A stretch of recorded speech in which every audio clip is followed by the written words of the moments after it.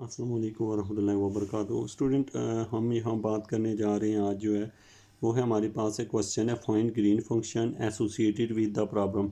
आपको एक क्वेश्चन दिया हुआ है, आपने ग्रीन फंक्शन फाइंड करना है। U of zero is finite and u of one equal to zero, ये आपको उसके साथ बाउंड्री कंडीशन दी हुई है और ये आपको क्वेश्चन दिया हुआ है। आपसे ये कहा जाता है कि आपने ग्रीन फंक्शन फाइंड करना है। तो आप होप सो क्वेश्चन समझ चुके होंगे कि अगर आपसे पूछा जाता है कि ये एक क्वेश्चन दिया हुआ है साथ में बाउंड्री कंडीशन दी हुई है तो आप इससे रेलिवेंट जो है ग्रीन फंक्शन जो है इससे निकालें। तो अब देखें स्टूडेंट, हम ग्रीन फंक्शन निकालने जा रहे हैं। इसके जो स्टेप्स हैं वो आप वन बाई वन देखते जाएं। सबसे पहले तो हमने इसे ये किया कि सोल्यूशन में here p of x equal to x है। अच्छा, p of x equal to x हमने यहाँ से कंपेयर करके यहाँ से पी ऑफ एक्स की वैल्यू जो है वो एक्स फाइंड कर ली है। And it is singular S L system, और ये एक सिंगुलर सिस्टम है। अब हमने जब भी हम लोग फाइंड करते होते हैं कौन सी वैल्यू, आप सिंगुलर नॉन सिंगुलर तो आपको फंक्शन का पता होगा, दिस इज़ सिंगुलर। और अब हमारा जो फर्स्ट स्टेप होता है कि first we check if lambda equal to zero is an eigen value.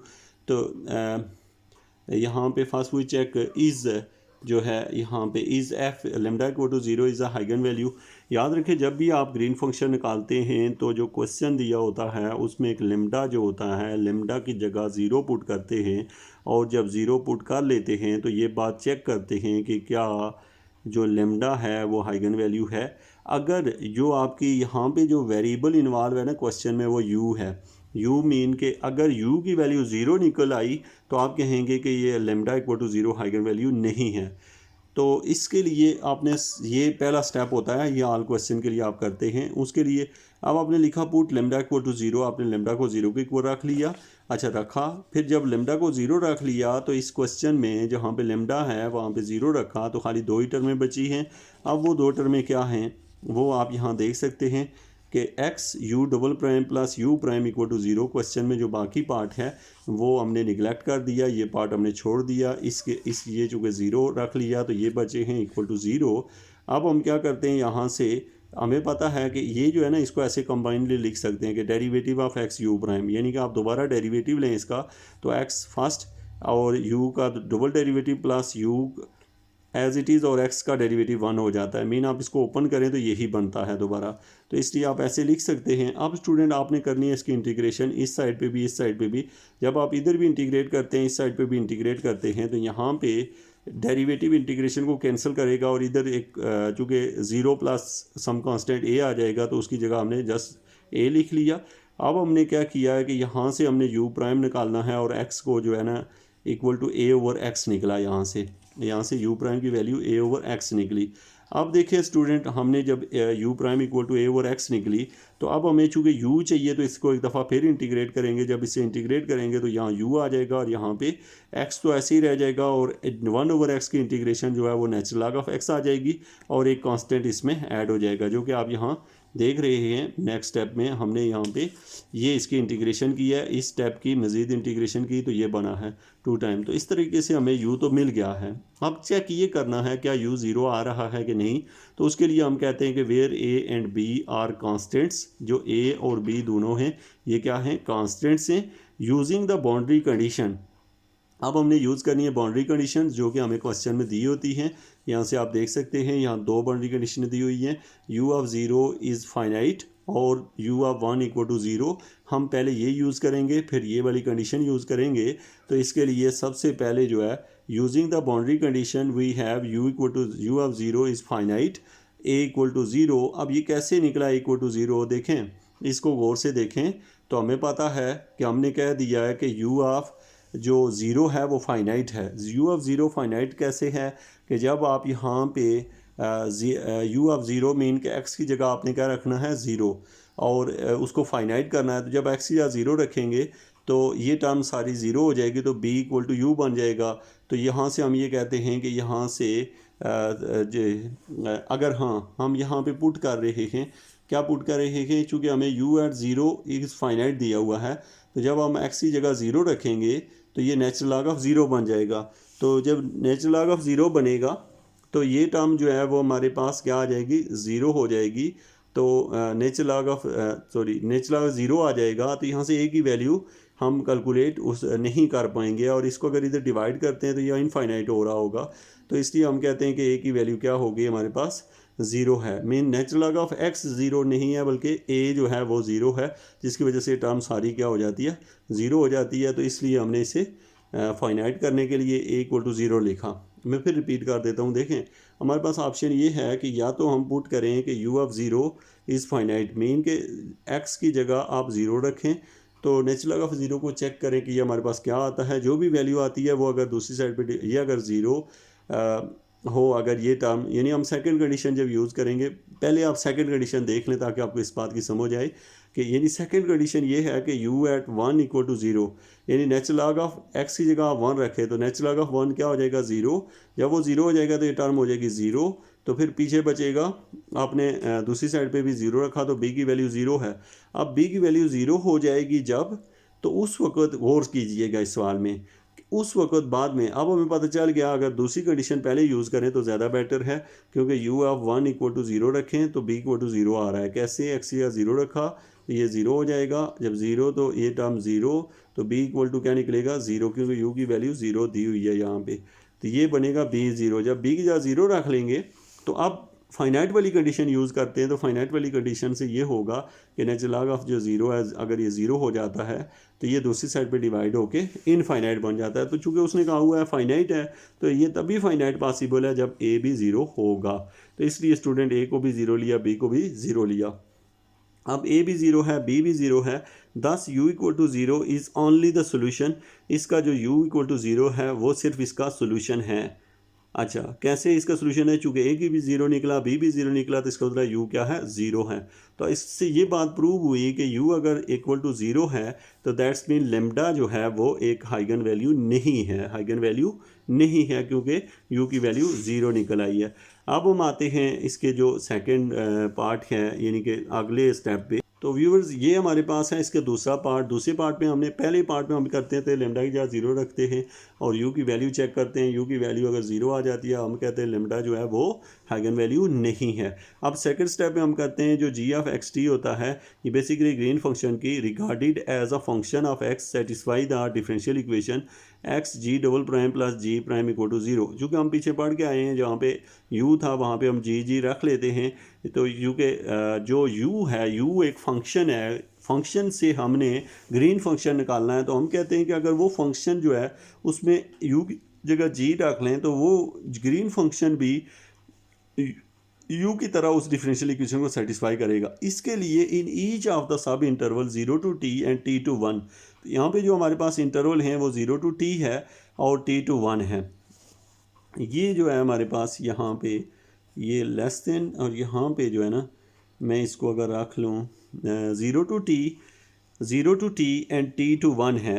अब मैं इसको ले लूँ, ज़ीरो इंक्लूड ना करूँ अगर, ये मेरे पास जो कंडीशन दी हुई है, मेरे पास जो अकॉर्डिंग टू कंडीशन, मैं क्वेश्चन पे जाऊँ तो आप अगर क्वेश्चन को देखें तो यहाँ पे मुझे दी गई है कंडीशन u एट ज़ीरो से लेके वन तक जाना है, लेकिन चूँकि इस पे दिया हुआ है इज़ फाइनाइट, मीन टू से ये शायद हमें एक्यूरेट ज़ीरो नहीं दिया हुआ, मीन के यहाँ पे ज़ीरो इंक्लूड नहीं है हमारे पास।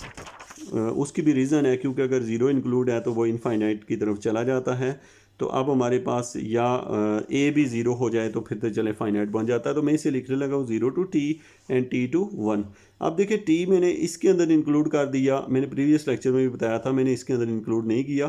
तो हम जा रहे हैं ज़ीरो से टी और टी टू वन। तो इसका मतलब है यहाँ पे मैं क्लोज इंटरवल डाल लेता हूँ, चूँकि मुझे वन तक जाना है।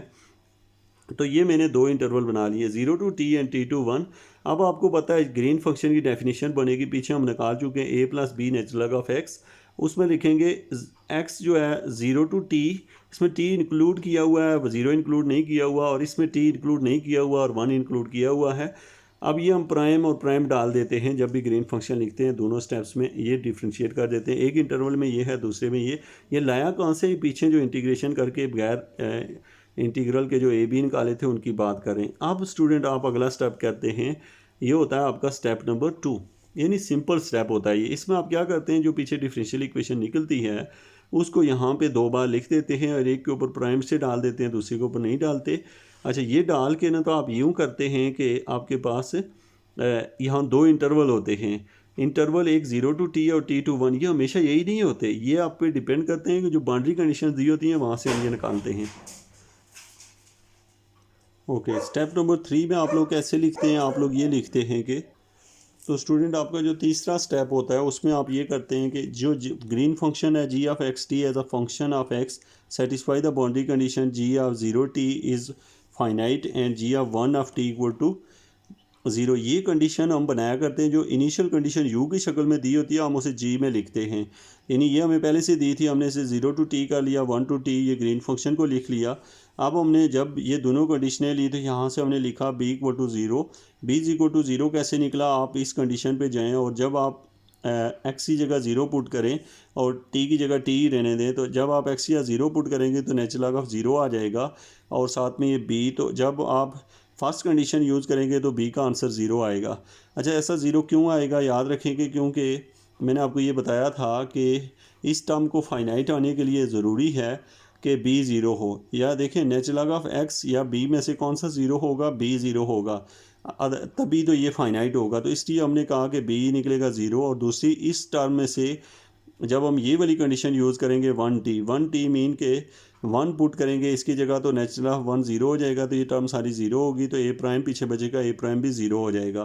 तो यहाँ से ये दोनों वैल्यू निकलेंगी। अब स्टूडेंट हम ये करेंगे कि ये ए प्राइम इक्वल टू 0 यहाँ पुट कर देंगे और बी इज इक्वल टू 0 यहाँ पुट कर देंगे। तो ऊपर जो है वो ए की जगह क्या बचेगा, ए बचेगा, और नीचे जो है ना वो जो है यानी ए प्राइम की जगह 0 रखते हैं तो b prime of natural log of x बचेगा। तो अब हमारा न्यू ग्रीन फंक्शन ये बन जाएगा। तो स्टूडेंट हमारे पास यहाँ तक हम पहुँचे हैं। अब हमारा जो लास्ट स्टेप है इसमें हम देखते हैं, लास्ट नहीं है, तो स्टूडेंट यहाँ पे हमारे पास ये है कि अब हम कहते हैं continue at x equal to t है, तो यहाँ से हम कह रहे हैं a is equal to b prime natural log of t, यानी इन दोनों टर्म को एक दूसरे के इक्वल कर रहे हैं क्योंकि कंटिन्यूटी की वजह से ये दोनों जब इक्वल होती हैं तो इट मीन के यहाँ से जहाँ ए है वहाँ b prime of natural log of t put कर सकते हैं। यहाँ हमने पुट कर लिया। अब क्वेश्चन जो है सेम एक टाइप से, एक बी प्राइम है दूसरा भी बी प्राइम है।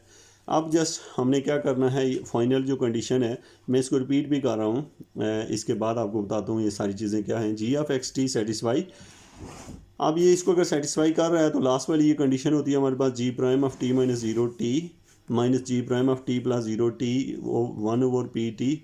अब हमें पता है कि इसकी जो वैल्यू है वो 0 माइनस 0 है, इसकी वैल्यू 0 है और इसकी वैल्यू है बी प्राइम ओवर टी।